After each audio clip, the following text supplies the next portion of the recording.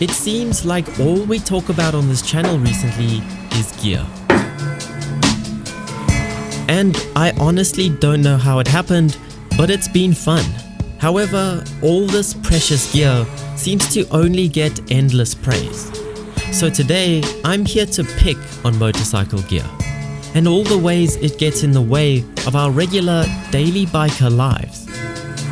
But seriously, wear your gear, even though there is nothing worse than sneezing in your helmet. You know the feeling of riding along with all your attention required to stay between the white lines, well below the speed limit, when suddenly you feel that sneeze coming along. The ticklish nose, the hurricane-like winds creeping their way towards your nasal passages. You can't stop it, and it has to happen. I've tried all the approaches, trying to make it as dainty as possible. But the visor still ends up a bit wet. Opening the visor and aiming for the gaping hole. But inevitably you miss the hole and catch the chin piece a little. Or probably the safest option of a quick movement to get the visor open, combined with a gloved hand pinch of the nose. It avoids the messy lid, but still results in the dangerous sneeze wobble. Yes, far more dangerous than a speed wobble. But still less frustrating than finding your shoelace undone while walking to your bike when you're already fully kitted up. Attempting to tie your shoelace with restricted vision out your helmet in a compromising position is bad enough. But throw in some thick gloves, eliminating 80% of tactile feedback, and it's like trying to perform surgery with, well, motorcycle gloves.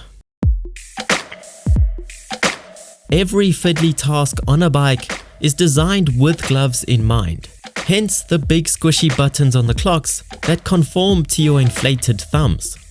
Gloved shoelace tying trickery requires the same concentration as when you were first learning to tie your shoelaces however many years ago, but with a bit of squinting to persuade the laces into position with your mind, it eventually gets tight enough to complete the long walk to your bike, where it magically loosens itself again when your foot hits the peg, leaving you scratching your head wondering how that happened.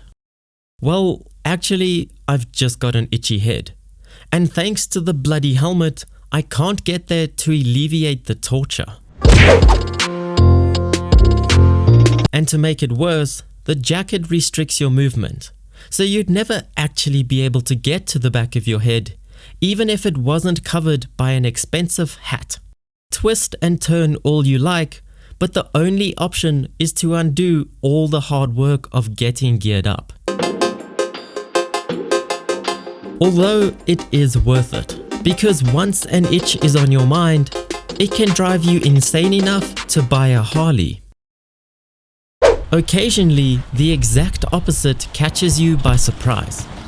Have you ever needed to quickly move your bike and try to flick up a kickstand without shoes on?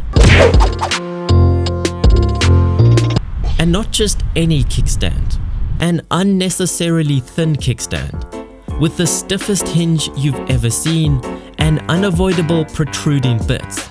Well, it hurts like hell. It's the motorcycle equivalent to standing on Lego and makes you rethink your life choices. Maybe I should buy a car. It's one of the few times you long for the heavy boot to put the stand in its place. And the worst part is, once it's up, it probably has to come back down again before you can put the bike down. For some strange reason, it's not socially acceptable to wear a full-face crash helmet in malls, but it should be perfectly acceptable in toilets. Not to shield you from offensive odors, or to detract from prying eyes, but because I never know where to put the liability lid while trying to tackle a two-handed job. Putting it down isn't an option because, you know, I don't want to invite those germs into the hot humid environment that goes on my head. And the arm through the visor trick requires a helmet the size of your arm in a leather jacket, which mine doesn't seem to be. So next time you see the Stig in the toilet, don't be alarmed. He's just taking the most logical approach. But anyway, let me know how your horrid helmet and other gruesome gear gets on your nerves from time to time. Hit the like button and share this video with a mate that might relate to these daily challenges. And I'll see you on the next ride.